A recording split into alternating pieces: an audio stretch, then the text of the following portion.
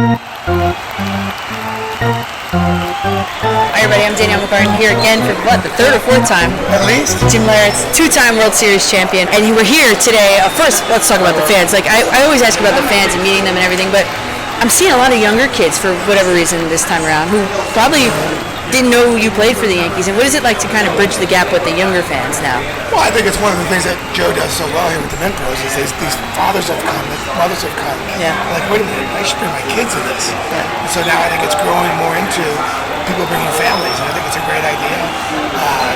Just to meet some of these kids and get that new generation of knowing who the old generation is. Yeah. Works out pretty well. Yeah, I just saw a kid came up here. They said, "Oh, he has a Little League game tomorrow. Can you sign his hat?" I thought that was really cool. Yeah. And then he gets to the game tomorrow, and they're like, "Who's that?" Like, "Oh, Jim Leyrtiz. He, blah blah blah." And he'd be like, I gotta ask my parents about that guy. Yeah, it's cool, really cool. So we're watching on the TV. You said you just saw it. It's the induction. Well, Mariano was inducted, and the Yankees are celebrating him today. So I mean, I guess I don't know if I ever asked you this. What is your favorite Mariano memory? Well, I think it's both, really, for me and him. Yeah. It was a walk-off home run against Seattle. Okay. In the 15th inning of the playoffs was his first playoff win that he ever got, because he was the reliever. Yeah. And to have that tie with him, his first win ever, and my walk-off home run, it's a pretty good moment to share with somebody. You guys are always linked then. Yeah. That's so funny. He must be forever indebted to you for that. Meanwhile, all the other Yankee fans are too as well. That was awesome. That was a shot heard around the world, man. Oh yeah. That was awesome. And now Derek Jeter's going to be inducted most likely, obviously, pretty much next summer. I guess you told me the one story about how you guys rode the subway to the ticker tape parade, which people still can't believe that. But beyond that, can you give me one more cool story about Derek? Well, I just think, the first time I met Derek in spring training in Tampa before the '96 season, we used to go to the complex and work out together, and he'd be taking 300, 400 ground balls, throwing the ball 100%. I'm like, dude, it's only January, relax. He's like, no, this is my routine, it's what I do. And I'm like, I know, but you're going to get a chance to be in the big leagues. Yeah. Yeah. And he stayed with it. And one of the things that I always admired during his whole career is he never changed that routine. He never got too big of himself, even though he had all the success in the world. When I came back after being gone for 2 years in '99, to see his work ethic being the same, I tipped my hat and said, you know what, this kid gets it, what it's like to stay in. That's why he was here 20 years. Speaking of longevity of careers, I talked to a lot of the Patriots players, and they say Tom Brady is the first one in, like before the sun's even up. I mean, that's what it takes. You got to really. Well, when you got guys that have, and I say, Derek wasn't the best shortstop in the game. Derek wasn't the best, hitting shortstop in the game at the time. But Derek's work ethic, his enthusiasm that he brought to the ball field, the way he affected those guys around him, is what makes a great leader, and is one of the reasons why I think he became the captain here. Because even though he wasn't a rah guy, he reminded me a lot of Don Mattingly. He was a leader by example, and a little more rah than Donnie. But I just really admired what Derek did as far as how he did, played in New York City for 20 years. Yeah. Never got in any trouble, never ruffled any feathers. I know maybe with the media he did because he wouldn't give him anything. But just like I said, it was great to be a teammate of his for a few years. Now, I just saw this morning, I don't know if you saw it, came through on ESPN. Aaron Boone wants to, or I think he was asked and he responded. Did you see that? To put a mercy rule? I saw that. It's like when they want this other rule where if the catcher misses the ball, you can run to first base. I'm like, really? I go, now we're going to have sprinters playing baseball because if the catcher misses it, he can get to first base. That's ridiculous. And again, the mercy rule, it's like, wait a minute.